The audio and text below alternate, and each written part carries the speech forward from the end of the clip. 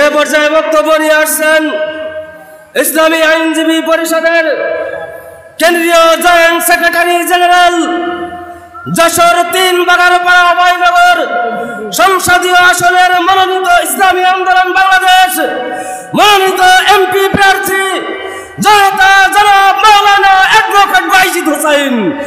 বক্তব্য নিয়ে আসছেন জনতা জনাব মাওলানা অ্যাডভোকেট বাইজিদ হোসেন।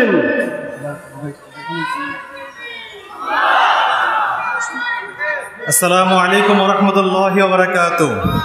আলহামদুলিল্লাহি রাব্বিল আলামিন ওয়াসসালাতু ওয়াসসালামু আলা আশরাফিল আমবিয়া ওয়াল মুরসালিন। সম্মানিত উপস্থিতি, বক্তব্য লম্বা দেওয়ার একদমই সুযোগ নেই। বাংলাদেশের গণমানুষের আধ্যাত্মিক এবং রাজনৈতিক রাহবার হযরত পীর সাহেব হুজুরের একটা কথা বলে আমি আমার বক্তব্য শেষ করব। উনি বলেছেন, no east no west but Islam is the best. আমরা পাশ্চাত্য বুঝি না, পূর্ব বুঝি না, দক্ষিণ বুঝি না, পশ্চিম বুঝি না, আগামীর বাংলাদেশ হবে ইসলামের ইনশাআল্লাহ। আল্লামা ইকবালের একটি কবিতার একটি পংক্তি দিয়ে শেষ করতে চাই। নহে সমাপ্ত কর্মমোদের, অবসর কোথা বিশ্রামের, উজ্জ্বল হয়ে ফোটেনি আজও সুবিমল জ্যোতি তাওহীদের। আসসালামু আলাইকুম ওয়া রাহমাতুল্লাহ।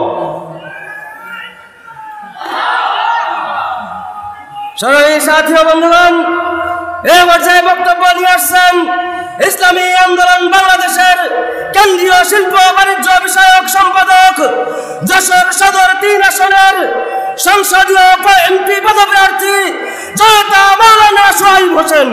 বক্তব্য নিয়ে আসছেন জনতা মাওলানা সোহাইব হোসেন।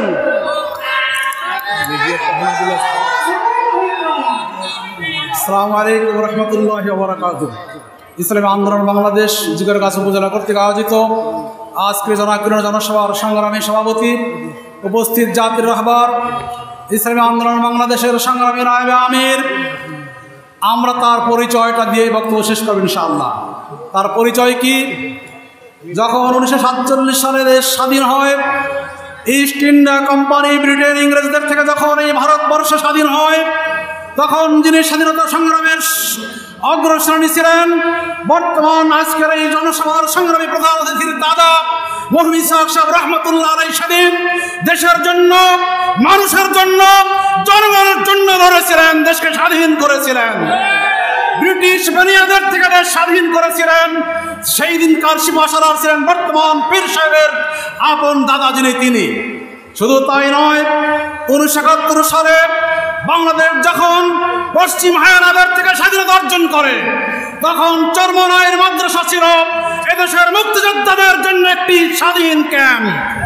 অর্থাৎ সেই ক্যাম্প সেদিন নির্ভর করেছে বাংলাদেশের স্বাধীনতার সংগ্রাম ইতিহাসকে উজ্জ্বল নক্ষত্র রূপে দান করেছে।